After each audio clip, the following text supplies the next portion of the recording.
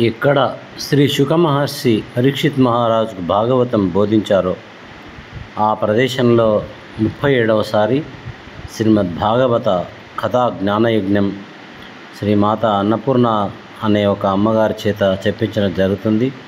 మా అదృష్టంగా భావిస్తున్నాం. గంగా నది ఒడ్డున పరీక్షిత్ మహారాజుకు శుకుడు భాగవతం చెప్పిన ప్రదేశంలో 37వసారి శ్రీమద్ భాగవత కథా జ్ఞానయజ్ఞం.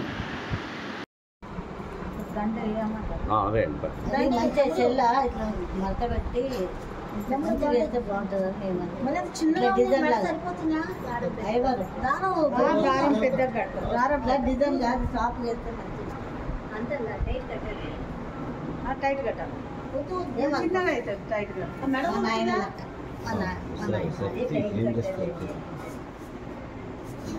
ఇట్లా అయితే కొంచెం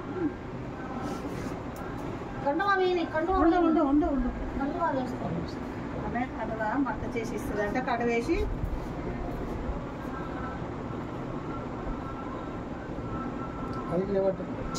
అలా చిన్ననే తెలుసు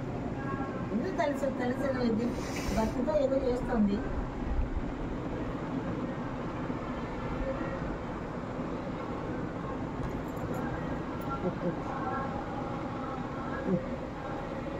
దండ ఇక్కడ పెట్టు, ముందుగా శాల్ వేసిన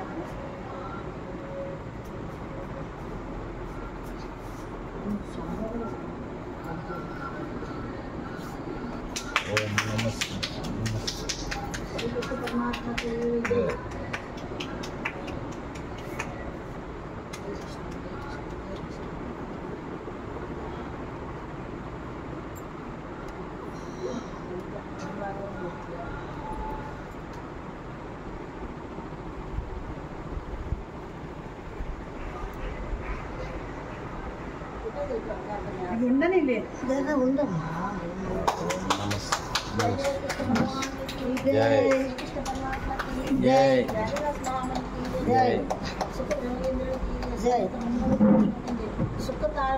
భూమికి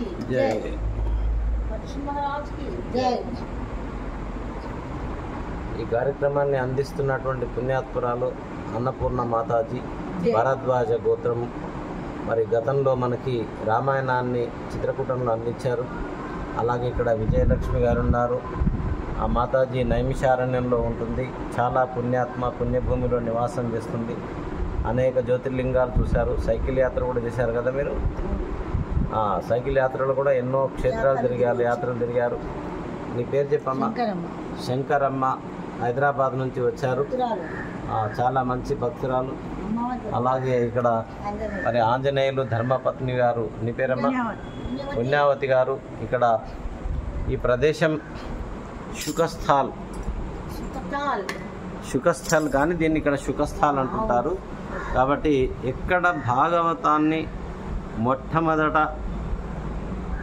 పరీక్షిత్ మహారాజుకు శుకుడు చెప్పారో అటువంటి స్థలంలో మనం భాగవతం వింటున్నాం. కాబట్టి ఈ ప్రదేశంలో భాగవతం వినడం అంటే 1000 సార్లు బయట ఎక్కడన్నా వింటే వచ్చే పుణ్యం ఈ శుకస్థలంలో వింటే వస్తుంది. కాబట్టి మరి భాగవతం అనేది 18 పురాణాలు రచించినటువంటి వేదవ్యాసుడు కూడా జీవితంలో అశాంతిగా ఉన్న సమయంలో ఆయనకు నారదుడు వచ్చి బోధన చేసిన తర్వాత భాగవతాన్ని రచించిన తర్వాత ఆ వేదవ్యాసుడంతటి మహానుభావుడు కూడా శాంతిని పొందాడు. కాబట్టి 4 వేదాల సారం, 108 ఉపనిషత్తుల సారం, 18 పురాణాల సారం ఈ శ్రీమద్ భాగవతంలో ఉంది. అలాంటి భాగవతం మరి తెలుగు భాషలో రచించారు పోతన మహానుభావులు. కాబట్టి దేశ భాషలందు తెలుగు లెస్స అని ఎలా అంటామో ఈ తెలుగు భాష సంస్కృత భాషానికి పెద్ద బిడ్డ. కాబట్టి మరి పోతన గారు సాక్షాత్తు శ్రీరామచంద్రుని దర్శించుకున్నటువంటి పుణ్యాత్ముడు. అందువల్ల ఈ పోతనా భాగవతానికి ఎనలేని దివ్యశక్తి సామర్థ్యాలు ఉన్నాయి. అటువంటి భాగవతాన్ని మనం ఇక్కడ శుక్రతాల్ అంటారు. దీన్ని ఇక్కడ వినడం అనేది భాగ్యాన్ని కలిగిస్తున్నటువంటి మన మాత అన్నపూర్ణ గారికి శుభ ఆశీస్సులు, నారాయణ స్మరణ తెలియజేస్తూ చాలా పుణ్యాత్పురాలు. ఆమె మరి అనేక తీర్థయాత్రలు కష్టపడుకుంటూ చేస్తూ ఈ దేశాన్ని ఎన్నిసార్లు తిరిగారో ఇక్కడ అక్కడ. మరి తిరగడంతో ఊరుకుందా అంటే పురాణ శ్రవణం చేయాలి అనేది చాలా ముఖ్యమైనటువంటిది. కాబట్టి శ్రవణం భక్తిలో మొట్టమొదటిది ఏంటి? శ్రవణం, కీర్తనం, విష్ణు స్మరణం, పాదసేవనం, అర్చనం, వందనం, దాస్యం, సఖ్యం, ఆత్మనివేదనం. శ్రవణం అనేది చాలా ప్రధానమైంది. కాబట్టి భాగవత కథా శ్రవణాన్ని ఇక్కడ చేసే ముందు మనం ఆ విఘ్నేశ్వర స్వామికి మళ్ళీ ఒకసారి నమస్కరించుకుందాం. ఓం శుక్లాంబరధరం విష్ణుం శశివర్ణం చతుర్భుజం ప్రసన్నవదనం ధ్యాయేత్ సర్వవిఘ్నోపశాంతయే. నారాయణం నమస్కృత్య నరం చైవ నరోత్తమం దేవీం సరస్వతీం వ్యాసం తతో జయముదీరయేత్. హరి ఓం. శ్రీ సీతారామచంద్ర పరబ్రహ్మణే నమః. శ్రీ వెంకటేశ్వర స్వామినే నమః. ఓం శ్రీ లక్ష్మీనారాయణాయ నమః. ఓం శ్రీ పార్వతీ పరమేశ్వర స్వామినే నమః. శ్రీ హనుమతే నమః. సర్వగురుభ్యో నమః. సర్వఋషిభ్యో నమః. సర్వదేవతాభ్యో నమః. ముందుగా ఈ శుక్రతాల్ అనే స్థలానికి ప్రణామాలు సమర్పించుకుంటూ మనం భాగవతానికి వెళ్దాం. మరి భాగవతం మనము చాలా మంచి ప్రదేశం నుంచి వింటున్నాం. ఎక్కడ మళ్ళీ చెప్తున్నాను, ఈ ప్రదేశంలో శుకుడు పరీక్షితుకు బోధించినటువంటి ప్రదేశం ఉంది. పక్కన గంగానది ఉంది. ఇటువంటి ప్రదేశం ఎందుకు పవిత్రమైంది? ఇక్కడ వందలాది ఆశ్రమాలు ఎందుకున్నాయి? ఇక్కడ నిరంతరం భగవన్నామం జరుగుతూ ఉంటుంది, భాగవత కథలు జరుగుతుంటాయి. కాబట్టి మనం తెలుగు భాషలోని పోతనా భాగవతంలో ప్రయత్నం చేద్దాం. శ్రీ కైవల్య పదంబు చేరుటకునై చింతించెదన్ లోకరక్షైకారంభకు భక్త పాలన కళా సంరంభకున్ దానవోద్రేక స్తంభకు కేలీలోల విలసదృగ్జాల సంభూత నానా కంజాత భవాండ కుంభకు మహానందంగనాడింబకున్. పోతన గారు ఏమంటున్నారు? శ్రీ కైవల్య పదంబు చేరుటకునై చింతించెదన్. లోకంలో సామాన్య మానవులు ఏం చేస్తుంటారు? ఇది సంపాదించాలి, అది సంపాదించాలి, బంగ్లాలు కట్టాలి, బంగారం కొనుక్కోవాలి ఆలోచిస్తారు. కానీ ఆయన ఏమంటున్నాడు? మోక్షాన్ని సాధించడానికే చింతిస్తాను. అహో, ఎంత గొప్ప మానవుడు ఆయన. కాబట్టి ఈ పద్యంలో 10 అవతారాలు శ్రీమన్నారాయణుని మనకు తెలియజేయడం జరిగింది. అంత పెద్ద పద్యం అన్నమాట ఇది. ఇక రెండవ పద్యంలోకి వెళ్దాం. వాలిన భక్తి మొక్కెదా నవారిత తాండవ కేలికిన్ దయాశాలికి శూలికిన్ శిఖరిజా ముఖ పద్మమయూఖమాలికిన్ బాల శశాంకమౌలికి కపాలికి మన్మద గర్వ పర్వతోన్మూలికి నారదాది మెను ముఖ్యమనస్సరసిరుహాలికిన్. ఎవరికి మొక్కుతున్నాడైనా? వాలిన భక్తి మొక్కెదన్న వారిత తాండవ కేలికిన్ దయాశాలికి శూలికిన్. శూలం ఎవరి చేతులు ఉంటుంది? నమశివాయ అనండి ఒకసారి. నమశివాయ. ఆయనకు భక్తితో మొక్కుతున్నాడు. శిఖరిజాముఖ పద్మమయూఖమాలికిన్ బాల శశాంకమౌలికి. చంద్రశేఖరుడు కదా శివుడు, నెత్తిలా చంద్రుని పెట్టుకుంటాడు. మన్మద గర్వ పర్వతోన్మూలికి. మన్మధుడు కాముకుడు, ఆయనను జయించారు ఎవరైనా లోకంలో అంటే ఒక్కడే ఒక్కడు శివయ్య ఒక్కడే జయించాడు. కాబట్టి మన్మద గర్వ పర్వతోన్మూలికి నారదాదిముని ముఖ్యమనస్సరసి ఇరుహాలికిన్. ఇక పరమశివుడికి మొక్కని వాళ్ళు ఎవరుంటారు? శ్రీమన్నారాయణుడికి ఏమో కేవలం దేవతలే భక్తులు, ఒక్క ప్రహ్లాదుడు తప్ప. రాక్షసుడు ఒక్క ప్రహ్లాదుడు ఒక్కడే రాక్షసుడు శ్రీమన్నారాయణుడు. మరి పరమశివుడికి రాక్షసులంతా ఆయన భక్తులే, దేవతలందరూ ఆయన భక్తులే. ఇప్పుడు నీకు ఒక కొడుకు ఒక బిడ్డ ఉంటే ఒకడు దుర్మార్గుడు, వాడిని తీసుకొడతామా? కాబట్టి పరమేశ్వరుడు సమస్తము ఆయన జగత పితరౌ వందే పార్వతీ పరమేశ్వరౌ అన్నారు. వాగర్ధావివ సంపృక్తౌ వాగర్థ ప్రతిపత్తయే జగత పితరౌ వందే పార్వతీ పరమేశ్వరం. మహాకవి కాళిదాసు. మన దేశంలో ఇప్పటివరకు అంత గొప్ప కావ్యం ఇంకా పుట్టలేదట ఇప్పటివరకు. ఆయన ముందుగా పార్వతీ పరమేశ్వరుడికి నమస్కరించి ముందుకెళ్ళాడు. ఇదిగో ముఖ్యంగా ఆయన పోతన కూడా ఆ పరమశివుడికి నమస్కరించుకుంటున్నాడు. ఆతత సేవ చేసేత సమస్త చరాచర భూత సృష్టి విజ్ఞాతకు భారతీ హృదయ సౌఖ్య విధాతకు వేదరాశి నిర్ణేతకు దేవతా నికర నేతకు కల్మషజేతకున్ నత్రాణకు ధాతకున్ నిఖిల తాపసలోక శుభప్రదాతకున్. ఇక సరస్వతీదేవి యొక్క భర్త స్థానంలో ఉన్నటువంటి బ్రహ్మగారికి, చతుర్ముఖ బ్రహ్మ కూడా నమస్కారం సమర్పించాడు పోతన గారు.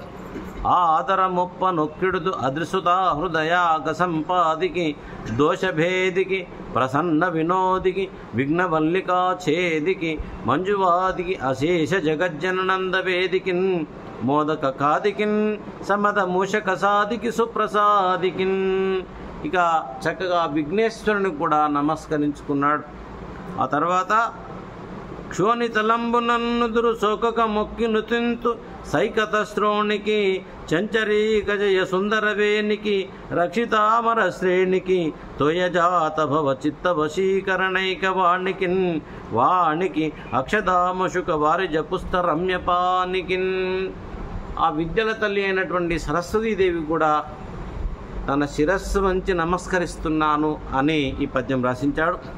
పుట్టన్ పుట్ట శిరంబునన్ మొలవ అంబోయాన పాత్రంబునన్ నెట్టంగల్వను కాలి కొల్వను పురాణింపందొరంకొంటి మీదిట్టే వెంట జరిత్తు తత్సరణి నాకీవమ్మ ఓయమ్మ మేల్పట్టున్నా కగునమ్మ నమితుచు మీ బ్రాహ్మీదయంబోనిదిన్. పుట్టన్ పుట్ట, పుట్టలోంచి బయటపడ్డాడు వాల్మీకి. ఈ మహానుభావుడు ఏమంటారు, నేను అంత గొప్పవాడిని కాదు, పుట్టలోంచి పుట్టలేదు. పోతన గారు అంటున్నారు, అంబోయాన పాత్రంబునన్నెట్టన్ గల్వన్. ఇక వ్యాసుడు ఆయన కొడుకు శుకుడు పడవలోనే జన్మించారు. అటువంటి వాడిని పడవలో జన్మించలేదు. మహాకవి కాళిదాసు కాలిని కొల్వన్, కాళిదాసు లాగా నేను అమ్మవారిని ఉపాసన చేయలేదు. ఇంకా ఈ విధంగా ఎట్లో మొత్తానికి అమ్మ సరస్వతి, నేను మాత్రం గొప్ప రచన చేయాలనుకుంటున్నాను, నా మీద దయ ఉంచవమ్మా అని సరస్వతికి మొక్కుతున్నాడు. శారద నీరదేందు ఘనసార పటీరమరాల మల్లికాహార తుషార ఫేన రజతాజలకాశ వనీష కుంద మందార సుధాపయోధి సిధ తామర సామర వాహిని శుభాకారత నొప్పు నిన్నుమది గానగ నిల్గడు ఎన్నడు గల్గు భారతి. అమ్మ నేను ఎప్పుడు దర్శించుకుంటానో నేను చదువుల తల్లి ఆ సరస్వతీదేవికి హృదయపూర్వకంగా నమస్కారం పెట్టుకున్నాడు పోతన గారు. అంబ నవంబుజ్వలకరాంబుజ శారద చంద్ర చంద్రికాడంబర చారుమూర్తి ప్రకటస్ఫుట భూషణ రత్నదీపికా చుంబిత దిగ్విభాగ శృతి సూక్తి వివిక్త నిజ ప్రభావ భావాంబర వీధి విసుత విహారిణి నన్ కృపజూడు భారతి. అమ్మా సరస్వతి, నీ దయ లేకుంటే నేను ఏం చేయలేను, నా మీద చల్లని చూపులు చూడవమ్మా రచనాపరంగా అని సరస్వతిని అనేక విధాలుగా వేడుకొని మళ్ళీ ఇప్పుడు తెలుగు నాటలో ఈ పద్యం రాని వాళ్ళంటూ ఉండరు. అంత అద్భుతమైనటువంటి పద్యాలు రచించాడు పోతన గారు. ఎటువంటి రచన, ఎంత శక్తి ఉండాలి. లోకంలో ఎందరో రాశారు, కానీ వారు రాసిన అనేక పద్యాలు తెలుగునాట అజరామరమైన నాలుకల మీద ఉన్నాయండి. అంతటి గొప్ప భగవత్ రాముని యొక్క, శ్రీరాముని యొక్క కృపాపాత్రుడైనటువంటి మహానుభావుడు పోతన. ఆయన భాగవతం వింటే అనేక జన్మల దుష్కర్మలన్నీ పోయి మోక్షానికి వెళ్ళిపోతారట. అంత గొప్పది పోతన భాగవతం తెలుగులో. కాబట్టి ఆయన ఎటువంటి పద్యం రాశారు చూడండి. అమ్మల గన్నయమ్మ ముగురమ్మల మూల పుటమ్మ చాలా పెద్దమ్మ సురారులమ్మ కడుపారటి వచ్చినయమ్మ తన్నులో నమ్మిన వేల్పుటమ్మల మనముల ఉండడి ఎమ్మ దుర్గా మాయమ్మ కృపాబ్ది ఇచ్చుత మహత్వ కవిత్వ పటుత్వ సంపదల్ అని ఆదిశక్తికి నమస్కరించుకున్నాడు. హరికిన్ పట్టపుదేవి పుణ్యముల ప్రోవర్ధంబు బెన్నిక్క చందురుతో పుట్టుము భారతీ గిరిసుతల్నాడు పూబోని తామరలంతుండడి ముద్ధరాలు జగముల్ మన్నించు ఇల్లాలు వాసురతం లేములు వాపుతల్ని సిరి ఇచ్చు నిత్య కళ్యాణముల్. ఈ విధంగా శ్రీదేవి దేవాదిదేవుడైన వాసుదేవునకు పట్టపుదేవి, పుణ్యాల దేవి. ఆ లక్ష్మీదేవి కూడా సిరి సంపదల పెన్నిది. ఇక చంద్రునికి గారాబు చెల్లెలు. ఇక సరస్వతీదేవితో కూడించి ఆడుకునే పూబోని అరవింద మందరి అయిన జవరాలు, అఖిల లోకాలకు ఆరాధ్యురాలైన ఇల్లాలు, కాంతులైన ఒక కటాక్ష వీణంతో భక్తుల దారిద్ర్యాన్ని పటాపంచలు కావించే బంగారు తల్లి శ్రీ మహాలక్ష్మి మాకు నిత్య కళ్యాణాలు అనుగ్రహించుగాక అని సరస్వతీదేవికి మొక్కాడు.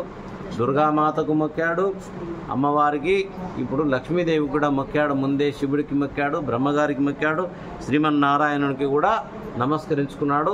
అలాగే ఇక్కడ ఏమంటున్నాడు, ఇమ్మనుజేశ్వరాదములకిచ్చి పురంబులు వాహనంబులు సొమ్ములు కొన్ని పుచ్చుకొని చొక్కి శరీరము వాసి కాలుచే సమ్మెట వేటుల భడక సమ్మతితే హరికిచ్చి చెప్పేయి బమ్మెర పోతరాజుకడు భాగవతంబు జగద్దితంబుగా రచిస్తూ ఇది ఎవరికి అంకితం చేయాలి, ఎవరికి నేను దీన్ని సమర్పించను. మానవ మాత్రులు ఏమిస్తారు మానవులు?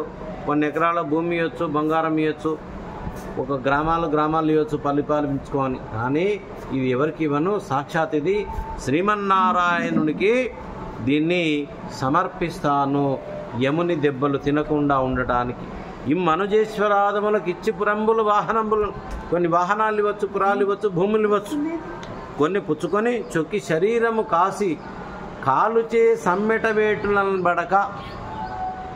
కాలుడంటే యమధర్మరాజు, అతనితో గదా దెబ్బలు తినే కంటే ఎవరెవరికో ఇచ్చి అంకితాలు చేసి దీన్ని సాక్షాత్ ఈ శ్రీమన్నారాయణునికి ఇచ్చి ఏం చేస్తారంట, బమ్మెర పోతరాజకుడు భాగవతంబు జబద్దితంబుగన్ సమ్మతితో హరికిచ్చి చెప్పే ఇది శ్రీమన్నారాయణునికి సమర్పణ చేశాడు.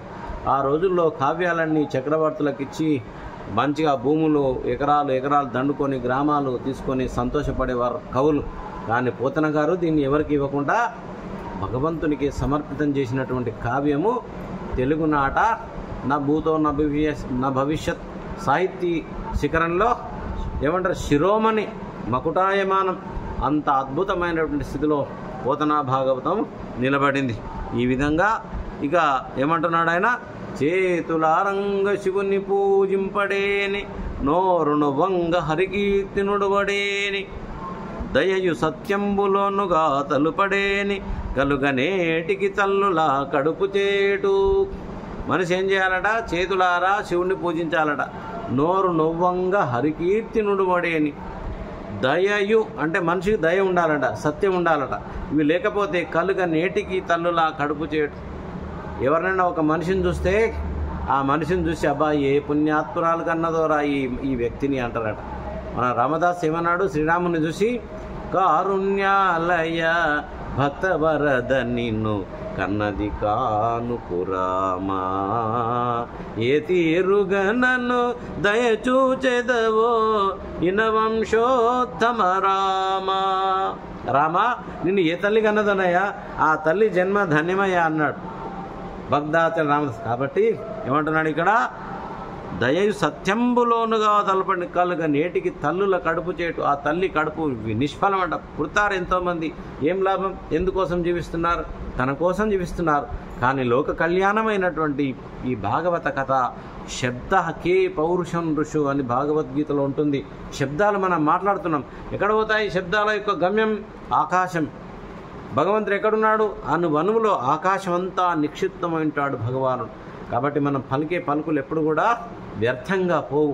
తినే తిండి వ్యర్థం ఎట్లా కాదో, కడుపులోకి పోయి జీర్ణమై శక్తినిస్తుందో, వినే పలుకులు కూడా హృదయాంతరాలంలోకి వెళ్ళి ఆ జీవిని ఉద్ధరిస్తాయని చెప్తున్నాడు పోతన గారు. ఇక ఈ పోతన గారి యొక్క కుటుంబం ఏంటి? శైవ కుటుంబం. వాళ్ళు శివభక్తులు. వాళ్ళ అమ్మ చాలా పుణ్యాత్మురాలు. ఎప్పుడు కూడా బీద సాధలకు అన్నదానం చేసేది, నిరంతరం శివ ఉపాసన చేసేటటువంటిది. వాళ్ళ నాన్నగారు మాత్రం ఒక మంత్రి స్థానంలో ఉండేవాడు ఒక రాజ్యంలో.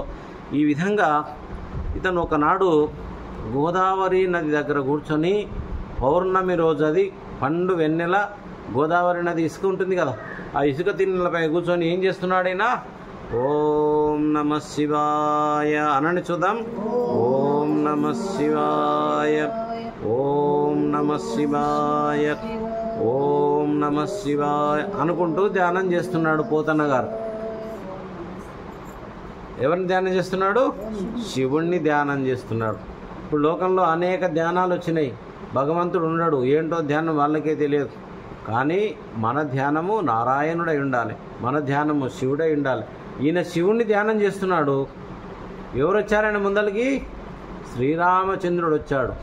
ఎంత విచిత్రంగా ఉంది చూడండి. ఎవరు చెప్తున్నారు ఈ మాట? ఎల్లెమ్మలే కాదు చెప్తున్నది, సాక్షాత్ పోతన్న చెప్తున్నాడు. ఆయన శివుణ్ణి ధ్యానించుకుంటూ కూర్చుంటే ముంగల వచ్చి ఒక వ్యక్తి నిలబడ్డా అంట. ఆయన పక్కన ఒక అమ్మవారు కూడా ఉందట. ఈ పద్యం రాసింది పోతన. పద్యం మీద ఏం రాశాడు? మెరుగు చెంగటనున్న మేఘంబు కైబడి నువ్విద చెంగటనుండ నొప్పువాడు, చంద్రమండల సుధా సారంబు పోలిక ముఖమున చిరునవ్వు మొలచువాడు, వల్లియుత తమాల వసుమతీజము భంగి పలు వెల్లు మోపున పరుగువాడు, నీల నఖాగ్ర సన్నిహిత భానుని భంగి ఘన కిరీటము తల కలుగువాడు, పుండరీక యుగము పోలు కన్నులవాడు, వెడద ఉరమువాడు, విపుల భద్రమూర్తివాడు, రాజముఖ్యుండొక్కరుండున కన్నుంగువకొనెదుర కానబడియే. మెరుగు చెంగటనున్న మేఘంబు కైబడి నుదిట సువిధ చెంగట నుండి నొప్పువాడు. మేఘవర్ణం శుభాంగం అంటాం కదా లక్ష్మీనారాయణుని. ఆకాశంలో మేఘంలా ఉన్నాడ, నల్లగా ఉన్నాడు. ఆయన పక్కన ఒక అమ్మవారు ఉందట. మేఘం పక్కన మెరుపు ఎట్లా ఉంటుంది? మెరుస్తుంది కదా. ఈ అమ్మవారు సీతాదేవి అట్లా ఉందట. లక్ష్మీదేవి మెరుపులాగా మెరుస్తుందట. అంత తేజవంతంగా ఉంది అమ్మవారు. ఇక ఈ పోతనను చూసి ఆ శ్రీరామచంద్రుడు ఒక నవ్వు నవ్విండట. చూడండి ఆ నవ్వు ఎట్లా ఉందట? చంద్రమండల సుధా సారంబు పోలిక ముఖమున చిరునవ్వు మొలచువాడు. ఆ నవ్వు నవ్వితే అమృతం ఏమైనా కురుస్తుందా అన్నంత ఆనందంగా ఉందట. చూడండి ఆ భగవంతుడు శ్రీమన్నారాయణుడు రామచంద్రుడు నవ్వితే ఆ నవ్వు అమృతం ఏమైనా కురుస్తుందా అన్నంత అందంగా నవ్వాడట. ఇక ఆయన చుట్టూ ఒక కోదండ పాని కాబట్టి బాణం ఉన్నది. ఇక ఆయన నెత్తిలో కిరీటం ఉన్నది. ఆ కిరీటంలో ఒక అద్భుతమైనటువంటి ఒక రత్నం ఉన్నది, వజ్రం ఉన్నది. ఇంకా అద్భుతమైనటువంటి కన్నులు ఉన్నాయి. శ్రీమన్నారాయణుడు కమల నయనుడు కాబట్టి విశాలమైనటువంటి ఎద కలిగిన వాడు భద్రమూర్తి. ఆయనను చూస్తేనే ఎంతో ఆనందంగా ఉన్నాడు. అటువంటి రాజులాగా ఒక ఆయన కనిపించాడు. ఎవరయ్యా నువ్వు అని ఇతను అడుగుదామనుకునే లోపలనే ఆయనే పలుకుతున్నాడు, పోతనా నేను శ్రీరామచంద్రుణ్ణి. ఎంత అదృష్టవంతుడండి పోతన గారు. ఆ రాముణ్ణి దర్శించుకున్న పుణ్యాత్ముడండి. చూడండి ఎంత అదృష్టం. మనకి 400-500 సంవత్సరాల కింద దర్శించుకున్నటువంటి వాళ్ళ రామునిలో భద్రాచల రామదాస్ ఒకడు, తులసిదాస్ ఒకడు, త్యాగయ్య ఒకడు. ఈ తర్వాత శ్రీరాముని దర్శించుకున్నటువంటి మహానుభావుల్లో పోతన్న గారు ఒకడు.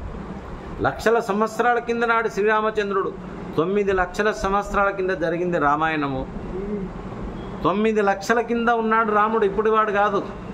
మరి 400-500 సంవత్సరాల కింద వచ్చి దర్శనం ఇచ్చాడంటే భూత భవ్య భవత్ప్రభు.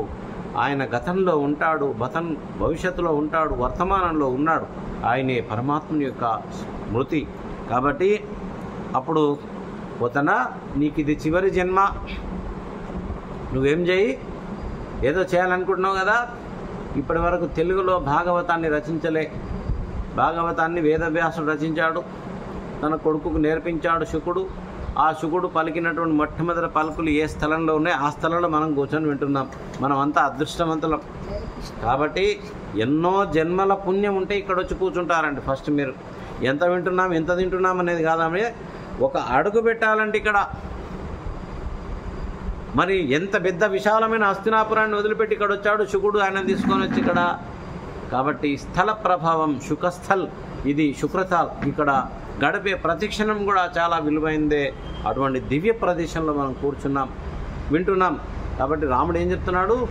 ఓ పోతనా నీకు ఇది చివరి జన్మం, నువ్వేం చేయి, తెలుగులో వ్యాసుడు సంస్కృతంలో రచించినటువంటి భాగవతాన్ని 18,000 శ్లోకాలుగా రచించాడు.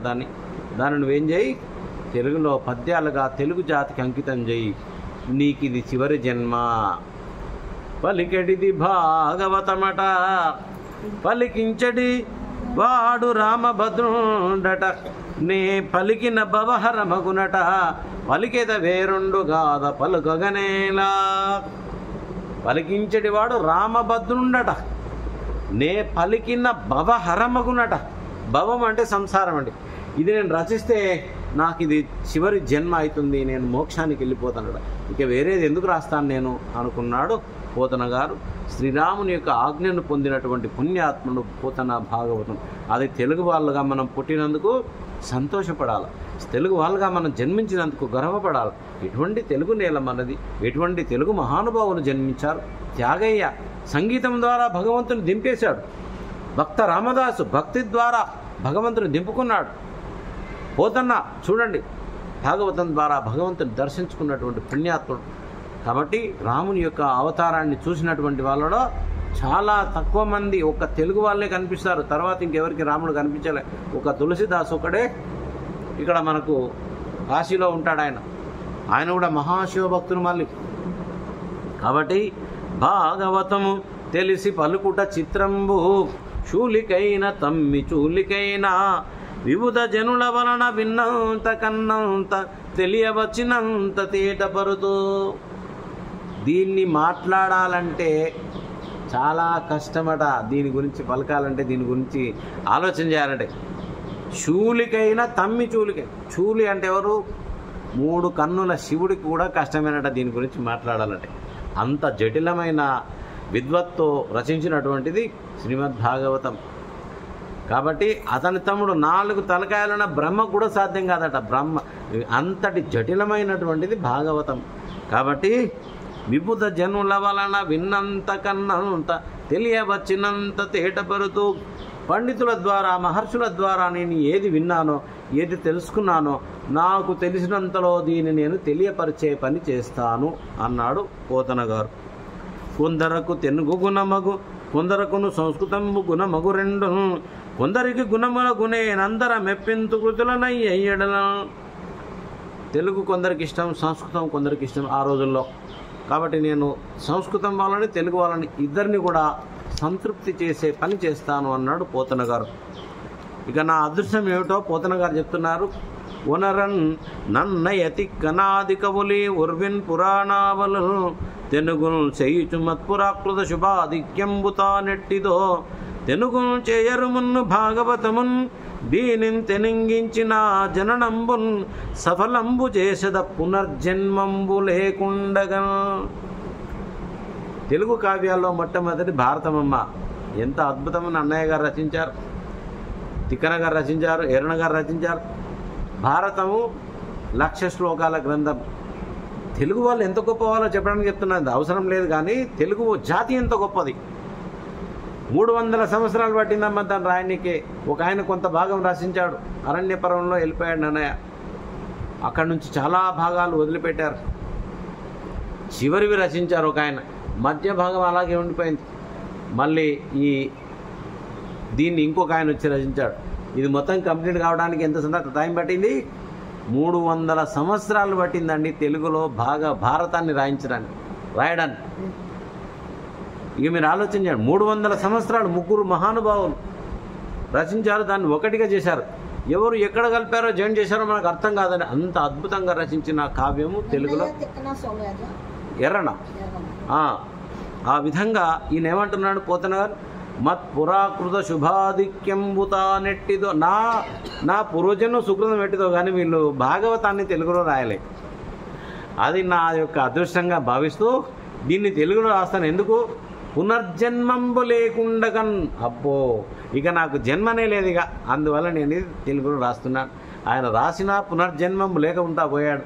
దీన్ని విన్నా కూడా పునర్జన్మ రాహిత్యం అవుతుందండి. అంత అద్భుతమైనటువంటిది భాగవతం ఇది. ఊరికనే మనం ఇక్కడ రాలే. ఎవడికి భాగవతం వినేవాడు, భాగవతం చెప్పేవాడు భాగవత మహాత్యంలో వస్తుంది. ఎవడు నా కథలు వింటాడో, ఎవడు నా కథలు వినిపిస్తాడో, ఎవడు నా కథలు వినిపిస్తాడో.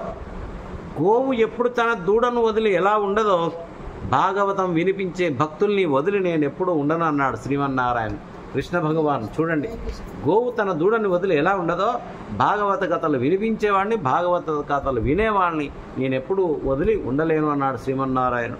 ఆ విధంగా ఇది లలిత స్కంధము కృష్ణమూలము సుఖాలాపాభిరామంబు మంజులతా శోభితమున్ సువర్ణ సుమన సుగ్నేయము సుందరోజ్వల వృత్తంబు మహాఫలంబు విమల వ్యాలంబునై వెలయిన్ భాగవతాఖ్యతరువుర్విన్ సద్విజశ్రేయమై. ఈ విధంగా చాలా సౌందర్యమైనటువంటిది లలిత స్కందం. అంటే లలితాదేవి అంటాం కదా, చాలా సౌందర్యమైన దేవత లలితామాత. అందం అంటే మామూలు అందం, లావణ్యాధిక భూషితంగా. ఆ విధంగా లలిత స్కందము ఈ భాగవతం కూడా చాలా సౌందర్యమైనటువంటి రచనగా ఉంటుంది అన్నాడు పోతన గారు. కృష్ణమూలము, ఇక దీంట్లో శ్రీకృష్ణ భగవానుడు మూలముగా శ్రీమన్నారాయణుని యొక్క అనంత శక్తి దాగి ఉన్నది. శుకాలాపాభిరామంబు, శుక మహర్షి చేత చెప్పడం జరిగింది ఇది. ఇక ఎన్నో మంచి మంచి కథలు కూడా దీంట్లో ఉన్నాయి. ఈ విధంగా ఇతను మహానుభావుడు తన వంశం చెప్పుకున్నాడు. కౌండిన్య గోత్రంలో జన్మించాడట. ఒక మంచి సద్బ్రాహ్మణ కుటుంబంలో జన్మించాడు పోతన గారు. వారి యొక్క తల్లి గురించి ఇందాక చెప్పాను, వారి తండ్రి గురించి చెప్పాను. వాళ్ళమ్మ చాలా పుణ్యాత్మురాలు. ఈ విధంగా భగవంతుని గురించి వర్ణిస్తూ ఇంకేమంటున్నాడు ఇక్కడ, శ్రీమంతమై. శ్రీ అంటే ఏంది? లక్ష్మీదేవి. ఈ భాగవతంలో శ్రీమంతమే లక్ష్మీదేవి నివాసం ఉంటుందట. ముని శ్రేష్టకృతంబైన భాగవతంబు సద్భక్తితోడ వినగోరువారల విమల చిత్తంబుల చచ్చర ఈశుడు చిక్కుగాక ఇతర శాస్త్రంబుల ఈశుడు చిక్కునే. దీని అర్థం ఏం తెలుసా? ఎవడు భాగవతాన్ని వినాలనుకుంటాడో వింటాడో వాని మనస్సులోకి చెవుల ద్వారా వాని హృదయంలోకి వెళ్ళి కూర్చుండట భగవంతుడు. మహాముని శ్రేష్టకృతమైన భాగవత సద్భక్తితోడ వినగోరు వారల విమల చిత్తంబుల చెచ్చర ఈశుడు చిక్కుగాక. చెచ్చర అంటే తెలుగులో సత్వరం, ఇమీడియట్. ఏటీఎంలో నెంబర్ కార్డు పెట్టి నువ్వు పిన్ కొడితే పైసలు ఎట్లా వస్తాయి బయటికి, అట్లా ఈ భాగవతం ఎవడైతే వింటాడో వానికి సత్వరంతో లభిస్తాడంట భగవంతుడు. ఇక చూడండి ఎంత అద్భుతమైనటువంటిది చూడండి. పోతన గారు ఎవరు చెప్పారు ఇది? పోతన గారు రచించిన భాగవతం ఇది. భాగవతాలు ఎంతమంది రచించారు? అందరూ గొప్పవాళ్ళు అనుకుందాం, ఎవరు తక్కువ వాళ్ళు కాదు. కానీ పోతన లాంటి మహానుభావుడు తెలుగు నేలలో జన్మించినందుకు మనకు చాలా గర్వపడాలండి. అటువంటి మహానుభావుడైన ఇక మంచి వారులకు నిర్మత్సరులకు కపట నిర్మక్తులై కాంక్షసేయకను తగిలియుండుట మహాతత్వబుద్ధి పరగ ఆధ్యాత్మికాది తాపత్రయంబున్ అడచి పరమార్థభూతమై అధిక సుఖధమై సమస్తంబుగాకైనయ్యునుండు వస్తు విర్గంగతకు భాగవతమునందు. భగవంతుడి యొక్క లక్షణం ఎలా ఉంటుందంటే మంచి ఆయనే, చెడు ఆయనే, ఉన్నది ఆయనే, లేనిది ఆయనే, అణువులో ఉంటాడు ఆయన, కానీ కనిపించాడు. ఎక్కడ లేడు భగవంతుడు? భగవత్ శక్తి అంతటా ఉంటుంది. శబ్ద కే పౌరుషం ఋషి అన్నాడు. మనం మాట్లాడే శబ్దాలన్నీ ఆకాశంలోకి వెళ్ళిపోతాయి. కాబట్టి ఆకాశంలో నిండా నిబిడీకృతం ఉంటాడు శ్రీమన్నారాయణ. ఆ విధంగా ఇది తాపత్రయాలు పోగొడుతుంది. ఓం శాంతి శాంతి శాంతి అంటాం కదా. ఆధ్యాత్మిక, ఆదిదైవిక, ఆదిభౌతిక 3 రకాలైన తాపాలు ఉంటాయి. శరీరానికి సంబంధించినవి, మనకు సంబంధించినవి, జ్వరాలు, ఇతర ప్రాణుల వల్ల బాధలు, ఇవన్నీ ఏవైతే ఉంటాయో అన్ని శాంతులు పోగొడుతుందంట ఈ భాగవతం. వేదకల్ప వృక్ష విగళితమై. ఒక మామిడి చెట్టు ఉంది, తింటారా చెట్టు మీరు? తినలేము. పండ్లు ఇగో ఇది వేదమనే వృక్షానికి రచించినటువంటి పండ్లు అంటున్నాడు దీన్ని. వేద వృక్షానికి రచించిన పండ్లు ఇవి. శుకముఖ సుధాద్రవమున మనసియున్న. శుకుని యొక్క ముఖము నుంచి వెలువడింది. శుకుడెవరు? వేదవ్యాసుని కుమారుడు. కాబట్టి ఒక పండు చిలుక ముట్టుకుంటే తీయగా ఎట్లా ఉంటుందో ఈ రచనను శుకుడు దాని యొక్క ఆయన యొక్క ముఖం ద్వారా దీన్ని సృష్టించినందువల్ల ఈ భాగవతానికి రుచి ఎక్కువైపోయింది. భాగవత పురాణ ఫర రస ఆస్వాదన పదవి గనుడు రసిక భావ విధులు రసిక భువి భావుక ముహుర్ముహు పిబత భాగవతం రసమాలయం. వేదవ్యాసుడు, ఓ భక్తులారా, ఓ భక్త రసికులారా, భగవంతునిపై ప్రేమ ఉన్నటువంటి భక్తులారా, ఒకసారి విన్నామని సంతృప్తి చెందకండి ఈ భాగవతాన్ని. ముహుర్ముహు పిబత భాగవతం రసమాలయం. మళ్ళీ మళ్ళీ తాగండి. అబ్బో ఏం విచిత్రం ఉంది, నేను విన్నాను అనుకోద్దట. మళ్ళీ మళ్ళీ తాగండి. మీరు ఎంత తాగితే అంత అద్భుతమైన ఆనందాన్ని ఇస్తుంది ఈ భాగవత రసం. పండు అనే రసం యొక్క రసం అని చెప్తున్నాడు వ్యాసుడు. పుణ్యంబై మునివల్లభగణ్యంబై కుసుమ ఫలనికాయోత్థిత సాద్గుణ్యంబై నైమిషాఖ్యారణ్యంబును దింపదగు అరణ్యంబులలో. నైమిషారణ్యం గురించి వర్ణించాడు మన పోతన. ఎందుకంటే నైమిషారణ్యం అనేది చాలా పుణ్యభూమి అని మనకు దేవీ భాగవతంలో ఒక కథ వస్తుంది. దాంట్లో ఈ ప్రహ్లాదుడు ఏదో నది దగ్గర స్నానం చేయడానికి వెళ్తాడు. దాంట్లో ఒక సర్పం వచ్చి ఆయనను చుట్టుకొని పాతాళంలోకి తీసుకొని పోతుంది. అక్కడ పాతాళంలోకి అయినాక అక్కడ రాజులో ఈయన బలం సన్నగిలుతుంది.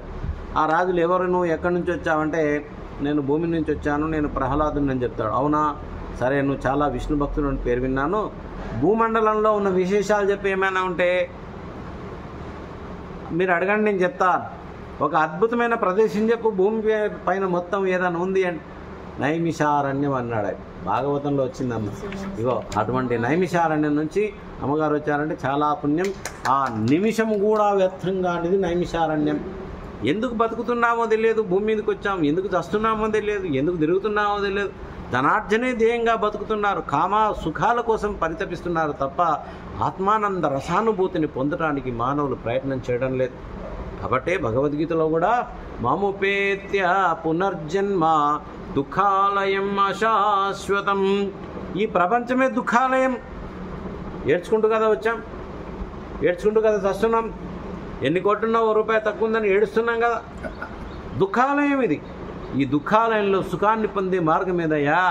భగవత్కథ శ్రవణం, భగవన్నామ స్మరణం. ఈ రెండే మానవుణ్ణి పవిత్రుని చేస్తాయి ఈ లోకంలో.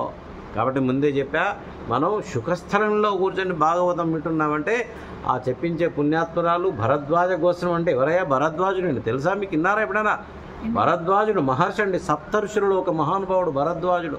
వాయబ్బో, శ్రీరామచంద్రుడు అరణ్యాలకు పోతుంటే మొట్టమొదట అయోధ్య నుంచి వచ్చి ఆ గుహుని దగ్గర కలిసి గుహుని దగ్గర ఒకరోజు విరామం తీసుకొని ఆ గుహునితో పాటు ప్రయాగరాజులో ఉంటుంది భరద్వాజ ఆశ్రమం. అక్కడ వెళ్ళి భరద్వాజుని కలుస్తాడు. మళ్ళీ రామాయణం అంతా అయిపోయిన తర్వాత మళ్ళీ మొట్టమొదట శ్రీలంకలో పుష్పక విమానం ఎక్కిన పుష్పక విమానం మళ్ళీ వచ్చి భరద్వాజ ఆశ్రమంలో దిగింది. చూడండి, ఏం సామాన్యుడు ఆయన. రామా, నీవు కారణ జన్ముడవయ్యా, ఇక్కడ కాదు నువ్వు ఉండేది, ఇక్కడ నుంచి చిత్రకూటం వెళ్ళిపో, అక్కడి నుంచి నీ పని సాగుతుంది పో అన్నాడు. కాబట్టి భరద్వాజుడు చాలా గొప్ప గొప్ప మహర్షి, సప్త ఋషులలో ఒక మహానుభావుడు. 7 ఉన్నారు ఈ లోకంలో. మహర్షయ సప్తపూర్వే చత్వారో మనవస్తదా మద్భావా మనసా జాత ఏషాం లోక ఇమా ప్రజా. 7 ఋషులు ఉన్నారట. వీళ్ళ గురించి వింటే మోక్షం వస్తుందట. అమ్మ, ఎందుకు చెప్తున్నా వీళ్ళ గురించి? వాళ్ళ నామం వింటే మోక్షం వస్తుందట. కశ్యపుడు, జమదగ్ని, విశ్వామిత్రుడు, గౌతముడు, ఆత్రి, వశిష్ఠుడు, భరద్వాజ్. వీళ్ళెవరు? మహర్షయ సప్తపూర్వి మద్భావం. శ్రీమన్నారాయణ నా భావంతో జన్మించారయ్యా వాళ్ళు. భాగవతంలో వచ్చిందమ్మా వాళ్ళ విషయం వచ్చింది భాగవతంలో ఉంది. మహర్షులు, ఆ మహర్షుల పేర్లు తీసుకుంటే చాలా పుణ్యం అంట. అటువంటిది ఇవాళ మనం మరి సమాజం ఎక్కడ పోతుంది అంటే ఎక్కడ పోతుందో మనకే అర్థం కావట్లేదు. భగవంతుని యొక్క ధ్యానం వదిలేసి తిరుగుతుంది ప్రపంచం అంతా కూడా. కాబట్టి అరణ్యములలో నైమిషారణ్యం చాలా గొప్పదయ్యా.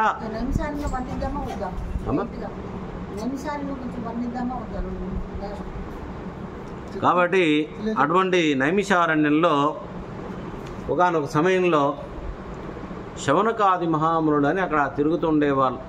అక్కడ సూతుడు అని ఒక మహర్షి ఉండేవాడు. మరి మహర్షులందరూ అనేక జన్మల అనేక కులాలలో జన్మించారు.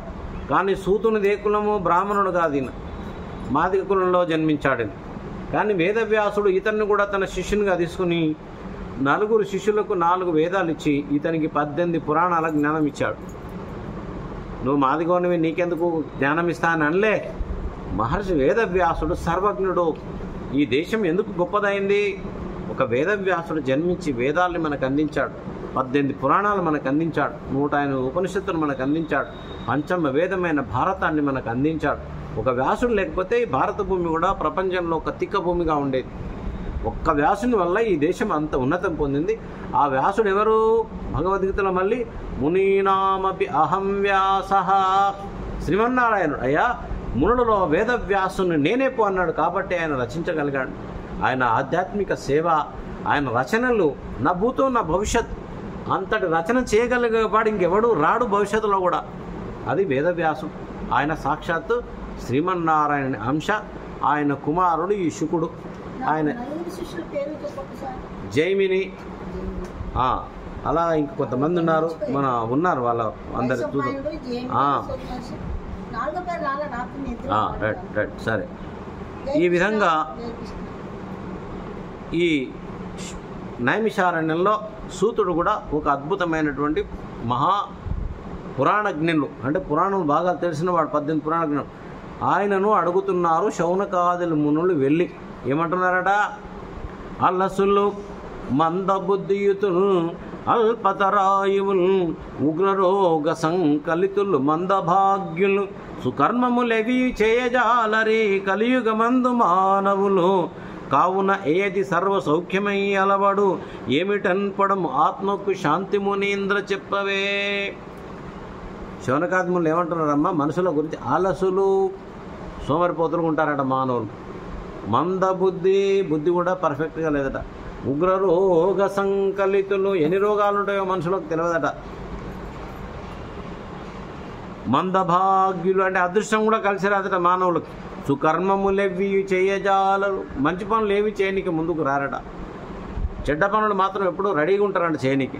సుకర్మములెవి చేయజాలని కలియుగమందు మానవులు, కలియుగంలో ఉన్నాం కదా మనం మానవులు కావున ఏది సర్వ సౌఖ్యమై అలవడు ఏమిటన్పడము ఆత్మకు శాంతిముని ఇంద్ర చెప్పవే. కాబట్టి ఏం చేస్తే మానవుడు సుఖపడతాడు అటువంటి విషయం మాకు చెప్పయ్యా మహాత్మా. చూడండి, సూతుని అడుగుతున్నారు. మానవులు సోమరిపోతులుగా ఉన్నారు కలియుగంలో, మందబుద్ధులు, ఉగ్రరోగ సంకలితులు, మందభాగ్యులు, అదృష్టం కలిసి రాదు, రోగాలు మాత్రం తట్టడి ఉంటాయట. కావున ఇక సుకర్మములు ఏవి చేయాలి, మంచి పనులు ఏం చేయరు. ఏం చేస్తే ఈ మానవులకు శాంతి లభిస్తుందో అటువంటి విషయం ఏదన్నా ఉంటే మీకు తెలుస్తుంది. కాబట్టి చెప్పండి అయ్యా, మీరెవరు? వేదవ్యాసుని శిష్యులు, చాలా కాలం గురుసేవ చేశావు, అన్ని పురాణాల జ్ఞానం ఉంది నీ దగ్గర, కాబట్టి నీకు ఎన్నో విషయాలు తెలుసు. మాకు ఏం చేస్తే శాంతి కలుగుతుందో మానవులకు అటువంటి విషయాన్ని చెప్పవయ్యా అనేటప్పటికీ, ఎవని అవతారమెల్ల భూతములకు సుఖమును వృద్ధి సొరది చేయు. ఎవని అవతారము? శ్రీమన్నారాయణుడు లోక కళ్యాణం కోసం 22 అవతారాలు ఎత్తాడు. కానీ ఆ 22 అవతారంలో 10 అవతారాలు చాలా ప్రసిద్ధి చెందినవి. ఆ అవతారాలు కనుక మనిషి దర్శనం చేసుకుంటే, స్మరణ చేస్తే, ఎవరిని ఎల్ల భూతంలో సుఖమును వృద్ధి సొరది చేయి. ఆయన దశావతారాలు స్మరణ చేస్తే సుఖం లభిస్తుందంట. చూడండి, లక్ష్మీదేవి వస్తుందంటే ఆనందం కలుగుతుందంట. సుఖం కదా కావాల్సింది మానవుడికి. ఎవరిని శుభనామమే పొద్దునుడు అంగ సంసార బంధంబు సమసిపోవు. ఏ పరమాత్ముని యొక్క శుభనామం ఒకసారి నారాయణ అనండమ్మ చూద్దాం. వాసుదేవా, శ్రీరామచంద్ర అని ఎవ్వని శుభనామం ఏ పొద్దునుడు ఒకసారి నుడిస్తే చాలు నాలుగుతో. సంసార బంధంబు సమసిపో. సంసారం అంటే ఏంది? భార్య పిల్లలు ఇల్లు అనుకుంటున్నారు సంసారం, కానీ భార్య ఇల్లు సంసారం కాదు నాయన. పుడుతున్నాం, చస్తున్నాం, చచ్చితే అయిపోయిందా? మళ్ళీ పుడుతున్నాం, వస్తున్నాం, పోతున్నాం, వస్తున్నాం, పోతున్నాం, చస్తున్నాం, పుడుతున్నాం. పునరపి జననం పునరపి మరణం పునరపి జనని జఠరేషేనే ఇహ సంసారే బహుదుస్తారే కృపయా పారే పాహి మురారే. భజ గోవిందం భజ గోవిందం గోవిందం భజ మూఢమతే. పుడుతున్నాం, చస్తున్నాం, పుడుతున్నాం, చస్తున్నాం, ఇదే పెద్ద పని అయిపోయింది. ఇగో ఇది సంసారం. చాలామంది అంటే ఇది నా ఇల్లు, ఈ 50-100 ఎకరాల పొలం నాది అనుకుంటుంటారు. ఏది నీది కాదు. భూమి నాది అంటే భూమి నవ్వుతుందట. పిచ్చోడా, ఎంతమంది అనుకున్నారా ఈ భూమి నాదని ఇప్పటి వరకు? నువ్వు ఇంట్లో కలిసిపోతావు. దానహీనును చూచి ధనము నవ్వు. డబ్బు ఉంటుందంట, కానీ వానికి రూపాయి దానం చేద్దామంటే మనసు ఒప్పుకోదట. వాడు తినడు, ఇంకోనికి పెట్టడు. జై శ్రీమన్నారాయణ అనండి. వాడిని చూసి లక్ష్మీదేవి నవ్వుతుందంట. అరే పిచ్చోడా, ఎందుకురా ఇంతగానం దాస్తున్నావు బ్యాంకుల్లో? నువ్వు తినేయలేదు, ఇతరులకు పెట్టేయలేదు. ఇప్పుడు బ్యాంకుల్లో దాచిన ధనం ఎంత? 4.5 లక్షల కోట్ల రూపాయలు బ్యాంకులో పెట్టుకున్నారు. మళ్ళీ తిరిగి పోలేదమ్మా బ్యాంకుకు పైసలు తీసుకుందామని. మరి ఏమయ్యారు వీళ్ళందరంటే? చచ్చిపోయారు. ఈ డబ్బులంతా ఎవరికి అంటే బ్యాంకుకే. జై శ్రీమన్నారాయణ అనండి. వాడు తినలేదు, ఇంకోనికి దానం చేయలేదు. కాబట్టి దానహీనుడు చూసి ధనము నవ్వు. ఈ విధంగా ఇవన్నీ శుభనామమే పొద్దునుడు వంగ సంసార బంధంబు సంసారం అనే బంధం సమసిపోతుంది. సంసారం అంటే ఏమన్నా ఇందాక పుడుతున్నాం చస్తున్నాం వస్తున్నాం పోతున్నాం ఇది తప్పించుకోవాలి.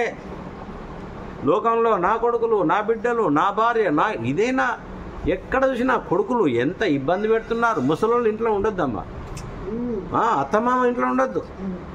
ఎక్కడ పోయినా ఇదే పరిస్థితి. ఏమైపోయిందిరా నాయన నాకు అర్థమైతే లేదు. మరి ఆ తల్లిదండ్రులు ఏంది వీళ్ళు ఎక్కడికి వెళ్ళి వచ్చారు? మొగుడు కావాలి కానీ అత్త వద్దు మామ వద్దు అనే సంస్కారం ఎక్కువైపోయింది లోకంలో. ఇది మంచి పద్ధతి కాదు. కానీ వీళ్ళు కూడా తల్లిదండ్రులు కూడా తన కొడుకులకు తన పిల్లలకు తన కుటుంబానికే దాచిపెడుతున్నారు తప్ప దాన ధర్మములకి దాస్తున్నారు. కానీ ఇటువంటి లోక కళ్యాణమైన పనులు కొన్నెన్నా చేసుకుంటే ఇది దారిభత్యం. ఇది దానం అనేది ఏందమ్మా? దారిభత్యం. ఏ దారి? ఈ శరీరాన్ని తీసుకుపోయి భూమిలో పాతడము అగ్నిలో కాచడం అయిన తర్వాత నీ ఎంబడి వచ్చే దారిభత్తమే ఇగో ఈ పుణ్యకర్మల యొక్క ఫలం. అది కావాలండి మనిషికి. జై శ్రీమన్నారాయణ అనండి. ఎవని చరితంబు హృదయంబు జర్పంగ భయమంది మృత్యువు పరువు పెట్టు. ఎవని గురించి వింటూ ఉంటే మృత్యువు రాదట, పరిగెడుతుందట. అంతే పద్యం అర్థం ఇది. ఎవని చరితంబు హృదయంబు జర్పంగ భయమంది మృత్యువు పరువు పెట్టు. ఎవడు భగవత్ కథలు వింటూ ఉంటాడో వాణ్ణి చూసి మృత్యువు కూడా దూరం దూరం పరిగెడుతూ ఉంటుందట. గోపాలకృష్ణ మహారాజుకి. చూడండి, ఎవరిని భగవన్నామం వింటూ ఎవరిని భగవత్ కథలు వింటున్నామో మృత్యువు కూడా దగ్గర రాకుండా దూరం అయిపోతూ ఉంటుందట. ఎవరిని పదనదినే మారు జలముల సేవింప నైర్మల్య సిద్ధి కలుగు. ఎవరిని పదనది అంటే తీర్థపాదాయనమా. ఆ శ్రీమన్నారాయణుని యొక్క పాదాలలోంచి గంగాదేవి ఉద్భవించింది. ఆ గంగాదేవి ఉద్భవించి ఈ లోకమంతా పవిత్రం చేసింది. ఆకాశంలో ఉంటుంది, భూమిలో ఉంటుంది, పాతాళంలో ఉంటుంది. కాబట్టి త్రిపథగా అంటారు గంగానదిని. కాబట్టి సర్వతీర్థమయీ గంగతో పాటు సమానమైనటువంటి నది ఈ లోకంలో ఇంకొకటి లేదట. ఎందుకు? అది శ్రీమన్నారాయణ చరణాల నుంచి వచ్చి పరమశివుడి యొక్క తలను స్పృశించి ఈ భూమండలం మీద దిగింది. అందుకని పావనం అయిపోయింది గంగానది. ఇక్కడ ఏమంటున్నాడు? ఎవరిని పదనదిని ఏమారు జలముల సేవింప నైర్మల్య సిద్ధి కలుగు. గంగాజల లవకనికాపీత. ఒక్క గంగాజలం ఒక్క చుక్క తాగితే చాలు మోక్షం మన దరికి వస్తుందట. అంత పవిత్రమైన నది ఆ శ్రీమన్నారాయణుని యొక్క చరణ కమలాల నుంచి ఉద్భవించింది. తపస్సులెవ్వని పాదంబు తగిలి శాంతి తెరువుగాంచిరి వసుదేవ దేవకులకు. ఎవడు దయించ తత్కథలెల్ల వెనగ ఇచ్చ పుట్టడు నెరిగింపు మిద్ద చరిత. అయ్యా, ఎవడి గురించి వింటే శాంతి లభిస్తుంది? ఎవడి గురించి వింటే జనన మరణ చక్రాల సంసార సాగరం అనే బంధనంలో ఇరుక్కొని పోయిన మేము ఎవరి గురించి వింటే మాకు మోక్షం లభిస్తుందో అటువంటి వాడి గురించి చెప్పవయ్యా. శ్రీకృష్ణ భగవాను గురించి మేము వినాలనుకుంటున్నాము అని శౌనకాది మహామునులు సూతుని అడిగారు. భూషణములు వాణికి. వాణి అంటే సరస్వతి.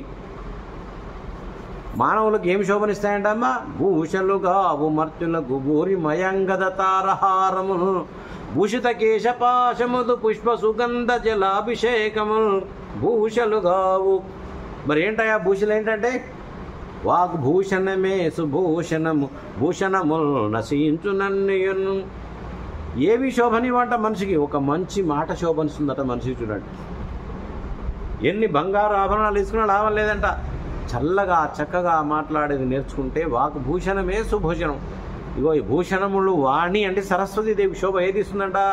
ఇగో భగవంతుని గురించి మాట్లాడితే సరస్వతీదేవి శోభ వస్తుందట. అఘశోషణములు మృత్యుచిత్త భీషణములు. అఘశోషణములు వృత్తోషణములు కళ్యాణ విశేషణములు హరిగుణోపచిత భాషణములు. పాపాలన్నీ పోవాలంటే ఏం చేయాలట? భగవంతుడి గురించి వినాలట, భగవంతుడి గురించి మాట్లాడాలట. మృత్యుచిత్త భీషణములు. ఇక చచ్చిపోయేవాడికి ఏం ధైర్యం ఇస్తుంది? భగవంతుని గురించి వినోయ. ఎట్లా పోతావు కాదు. అలాగే హృత్తోషణములు హృదయానికి ఆనందం ఇచ్చేది. కళ్యాణ విశేషణములు హరిగుణోపచిత భాషణములు.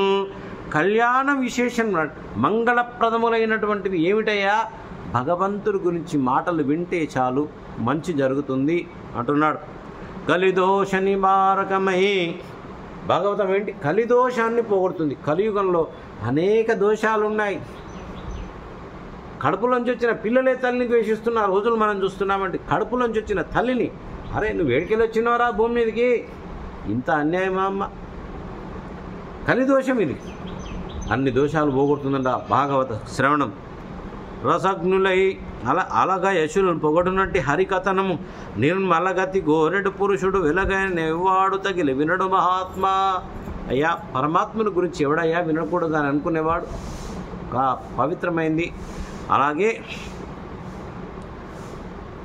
వినువారికి ఏంటంటది?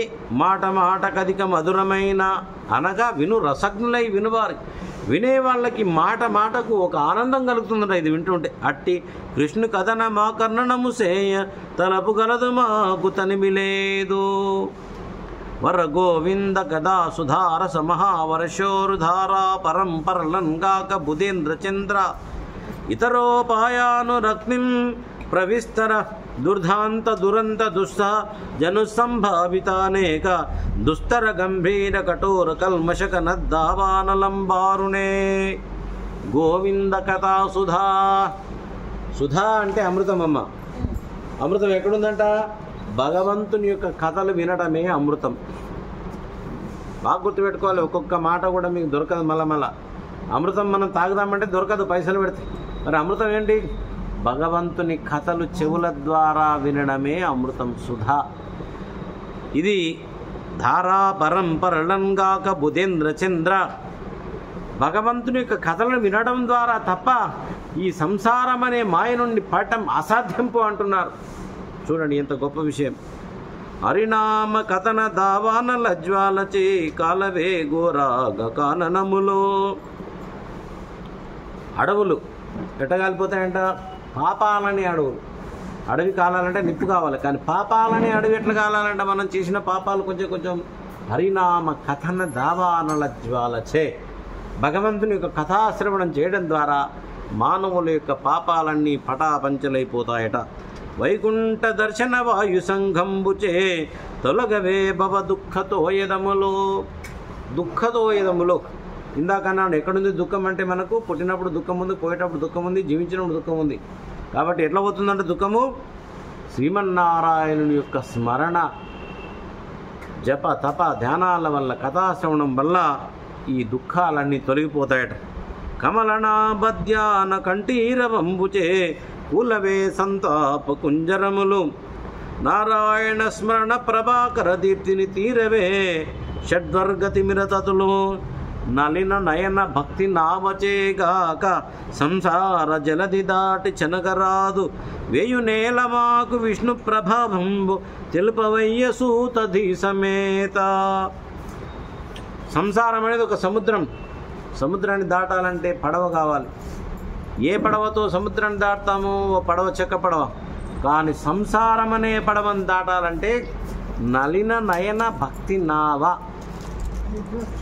ఆ శ్రీమన్నారాయణుని యొక్క చరణాలపైన భక్తి అనేది ఉంటే ఈ సంసార సముద్రాన్ని ఆ భక్తి అనే నావ మీద తాడతాం తప్ప వేరే లేదయ్యా. వేయునేల మాకు విష్ణు ప్రభావంబు తెలుపవయ్య సూత ధీసమేత. ఓ బుద్ధిమంతుడా, సూతుడా, నీకు అనేక విషయాలు తెలుసు, మాకు కొద్దిగా శ్రీమన్నారాయణుని గురించి చెప్పవయ్యా అని అడుగుతున్నారు శౌనకాది మహామునుడు. ఈ విధంగా మేము ఎక్కడెక్కడో తిరుగుతున్నాము, ఏదో ఆలోచన చేస్తున్నాము. అంతలో మీరు కలిసారయ్యా. మేము కొట్టుకుపోతున్నాము వర్షంలో, వరదల్లో. అట్లా ఒక దరిలాగా మీరు మాకు కనిపించారు. మీరు మాకు భగవంతుని యొక్క కథాశ్రవణ చేయించండి అయ్యా అని అడిగేటప్పటికీ ఆ సూతుడు ఈ విధంగా చెప్తున్నాడు. అయ్యా, ఏ మహాత్ముడు సర్వభూతములందు సమభావంతో సంచరిస్తుంటాడో, ఏ మహాత్ముడు సర్వసంగ పరిత్యాగి విరాగి మహాయోగి ఒంటరిగా అరణ్యంలో వెళ్తున్న సమయంలో ఈ శుకుడు ఒకసారి అరణ్యంలో పోతున్నాడట. వ్యాసుని కొడుకు దిగంబరంగా ఉండేవాడు. ఆయనకు దేహాభిమానం లేదు. నేను దేహాన్ని అనే అభిమానం లేదు ఆయన. నేను ఆత్మానుబంధాన్ని అనుకునేవాడు ఆయన. సో కొడుకు అలా వెళ్తూ ఉంటే అక్కడ ఎవరో కొంతమంది ఒక కొలంలో స్నానం చేస్తున్నారు. శుకుడు అలా వెళ్తుంటే వాళ్ళు అలాగే స్నానం చేస్తున్నారు. కానీ వెనకాల తండ్రి వెళ్తున్నాడు, కుమారా శుక, కుమారా శుక, ఎక్కడ బిడ్డ, ఎక్కడ పోయినవరా నాయన అని అరుచుకుంటూ వెళ్తుంటే ఈ స్త్రీలందరూ వెళ్ళి బట్టలు కట్టుకుంటున్నారు. అప్పుడు వ్యాసుడు అడుగుతాడు, అమ్మ నా కొడుకు ఇక్కడ నుంచి వెళ్తే మరి మీరు బట్టలు కట్టుకోలేదు, నేను వెళ్తుంటే బట్టలు కట్టుకుంటున్నారు ఏంటంటే, అయ్యా నీ కుమారుడికి దేహభావన లేదు, అంత పరబ్రహ్మ ధ్యానానుసంధానంలో ఉన్నాడు ఆయన, కానీ నీవు ఇంకా దేహభావన నీకు పోలేదు, కాబట్టి నిన్ను చూసి మేము బట్టలు కట్టుకున్నాము, నీ కుమారుని చూసి మేము బట్టలు కట్టుకోలేదయ్యా అన్నారట. అహో, అంతటి గొప్ప మహానుభావుడు శుకుడు. ఆ విధంగా ఆ శుకదేవునికి నమస్కారం చేస్తున్నాను. జీవన్ముక్తం శుకం భజే. అమ్మ శుక్రతాల్లో ఉన్నాం మనం, శుక అని ఒకసారి పలికితే చాలంట, ఆయన నామస్మరణ చేస్తే మోక్షం నడుచుకుంటూ వస్తాట మన దగ్గరికి. అంతటి మహానుభావుడు శుకుడు. అందుకే శుక్రతాల్లో మనం కూర్చున్నాం సామాన్యంగా. కాబట్టి పంచమి పంచభూతేషు పంచ సంఖ్యోపచారిణి అన్నారు. పంచమి పంచభూతేషు పంచ సంఖ్య ఉపచారిణి. ఇవి 5 సంఖ్యలో ఉన్నారు మీరు అందరూ. ఇప్పుడు అమ్మవారికి ఈ సంఖ్య చాలా ప్రియమైందట. ఓం నమ శివాయ అనండి. కాబట్టి కార్యకారణాలను వశీకరించుకుని ఆత్మతత్వాన్ని పెద్దలు ఆధ్యాత్మం అంటారు. అటువంటి ఆధ్యాత్మతత్వాన్ని సమగ్రంగా సాక్షాత్కరింపజేసే దీపం వంటిది, సకల వేదాల సారభూతమైనటువంటిది, అనన్యము, అసామాన్యము, మహాప్రభావ సంపన్నము, సమస్త పురాణ రహస్యమైన మహాభాగవతాన్ని సంసారమనే గాఢాంధకార సమూహాన్ని తరింపగోరే వివన్నులకు ఉపదేశించిన అపార కృపాపయోనిధి, తపోనిధి, విశేష జ్ఞానాల పెన్నిది, వేదవ్యాసుల పుత్రుణ్ణి, సుధీజన స్తుతి పౌత్రుణ్ణి, శ్రీ శుకుణ్ణి ఆసక్తితో ఆరాధిస్తున్నాను అన్నాడు శుకుడు. శుకుణ్ణి ఈ సూతుడు అంటే అంతటి మహానుభావుడు వ్యాసుని యొక్క కుమారుడు శుకుడు. ఆయనకు మనం కూడా నమస్కరిద్దాం. ఓం. కాబట్టి వ్యాసుడు భారతం రాసే ముందు కూడా ఒక అద్భుత శ్లోకం రాశారు. భాగవతం రాసే ముందు కూడా నారాయణం నమస్కృత్య నరం చైవ నరోత్తమం దేవీం సరస్వతీం వ్యాసం తతో జయముదీరేత్. నరునకు నారాయణునకు నమస్కరించి, దేవి అయిన వాగ్దేవి సరస్వతీమాతకు నమస్కరించి, వ్యాసునికి నమస్కరించి పురాణాలు ప్రారంభం చేసే పద్ధతి మన భారతీయ సంస్కృతిలో ఉంది. ఈ విధంగా ఆయన భాగవతం చెప్పడానికి ప్రారంభం చేస్తున్నాడు సూదుడు. చేద్దాం ముందు ఇదైతే విందాం ఒక్క నిమిషం. అయితే శ్రీమన్నారాయణుడు మొట్టమొదటిగా 22 అవతారాలు ధరించారట. ఈ 22 నామాలు ఏంటో విందాం ముందుగా. శ్రీమన్నారాయణుని నాభిలోంచి వచ్చారు బ్రహ్మదేవుడు. ఆయన అవయవ స్థానాల్లోంచి సమస్త లోకాలు ఆవిర్భవించాయి. బ్రహ్మదేవునిలోంచి లోకం ఉత్పత్తి స్థితి మనకు అర్థం కావాలా. భూమి ఎక్కడి నుంచి వచ్చింది, ఆకాశం ఎక్కడి నుంచి వచ్చింది, ఇదంతా బ్రహ్మదేవుని నుంచి వచ్చినాయి. మొదట నారాయణుడు కౌమారం అనే స్వర్గాన్ని ఆశ్రయించి సనక సనందనాది రూపాలతో కఠోరమైన బ్రహ్మచర్యని ఆచరిస్తూ బ్రహ్మనుడే చరించాడు. సనకస సనందన సనాతన సనత్కుమారుడు వీళ్ళు బ్రహ్మ మానస పుత్రుడు. వీళ్ళు సృష్టిలో ఎవరు లేరు, సృష్టి చేయండి రా అని బ్రహ్మ పంపితే బాబు మాకు వద్దు ఈ సృష్టి, మేము బ్రహ్మచర్యంలోనే ఉంటాం, భగవద్ధ్యానంలోనే ఉంటాం అని వీళ్ళు సృష్టి చేయలే, భగవద్ధ్యానంలో కాలం గడుపుకున్నారు. ఎంత పుణ్యాత్ములు వారు చూడండి. ఆ 4 అంశాలతో ఉన్నది భగవానుడేనట, విష్ణువేనట. మొదట రెండవసారి యజ్ఞవరాహ రూపం ధరించాడు, భూమండలాన్ని ఉద్ధరించాడు.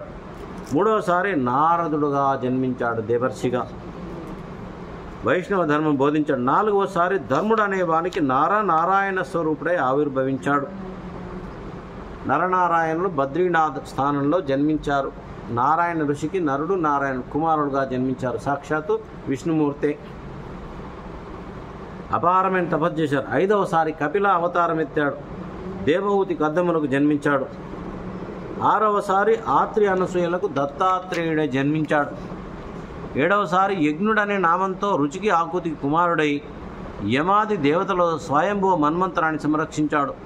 8వసారి ఋషభుడై ప్రభవించి పండితులకు పరమహంస మార్గాన్ని ప్రకటించాడు. 9వసారి పృథు చక్రవర్తిగా జన్మించి భూదేవిని గోవు గావించి ఔషధులను పితికాడు. 10వసారి మత్స్యావతారం ధరించాడు.